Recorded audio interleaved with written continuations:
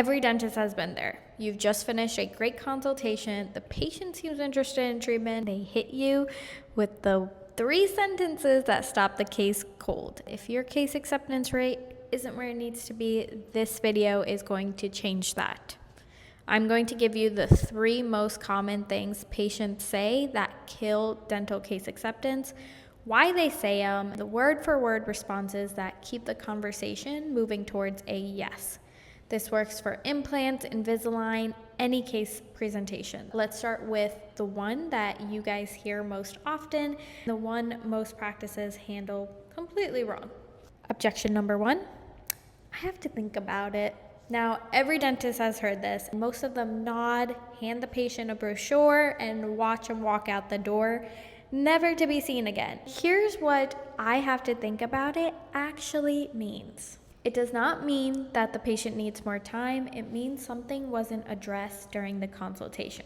There's a concern, a fear, or an unanswered question sitting in their mind that they didn't feel comfortable saying out loud. Instead of voicing it, they defaulted to the safest, most polite exit. I need to think about it.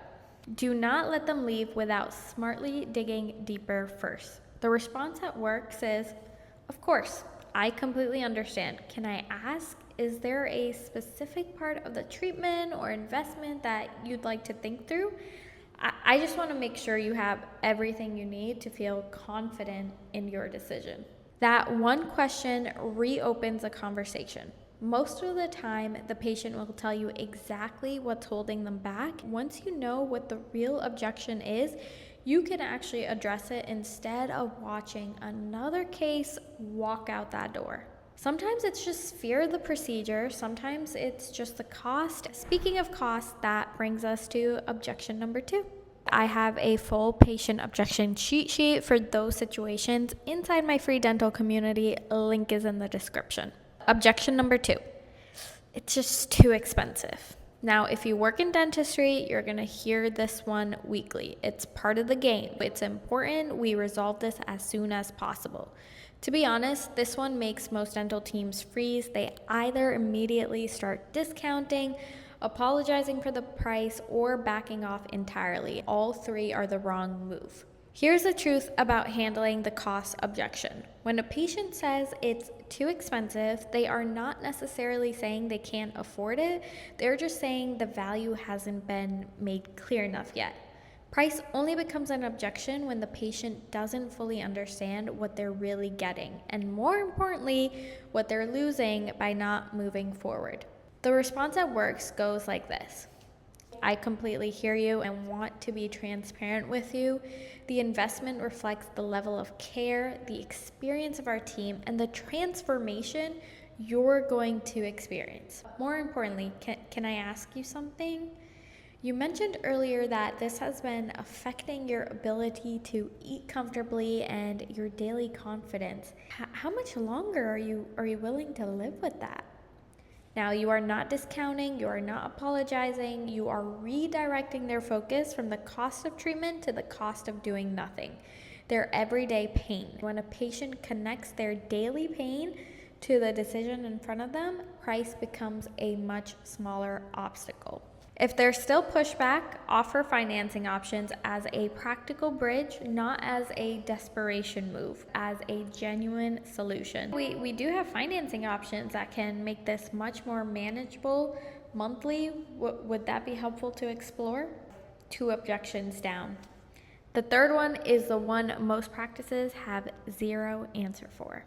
Once again, the complete objection handling scripts are inside my dental community, so link is below, join for free.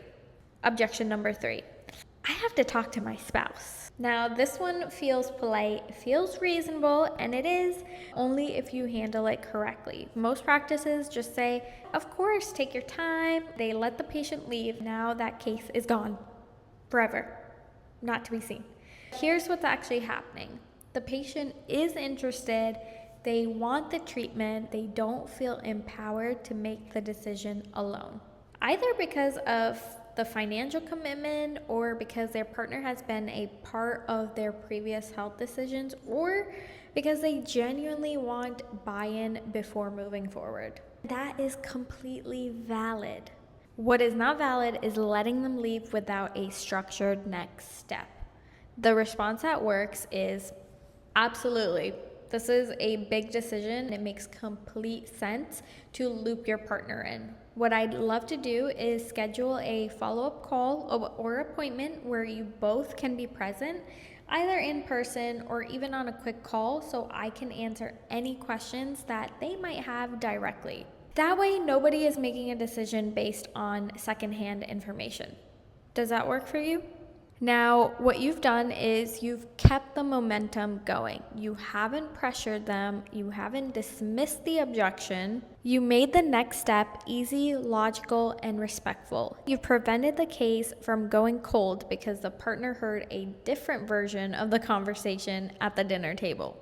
The goal is never to pressure a patient into a decision. The goal is to make sure the right information reaches the right people so that a good decision can actually be made. You now have word-for-word responses for the 3 most common objections that kill dental cases. I have to think about it. It's too expensive. I have to talk to my spouse. Here's the thing. These are just 3. There are many, many more objections your team will hear in the consultation room. Every single one of them has a right way and a wrong way to handle it. Inside my free community, I've put together a complete objection handling guide that covers every scenario your team is likely to face, so nobody ever walks out that door without a clear next step again. Link is in the description. I'll see you inside.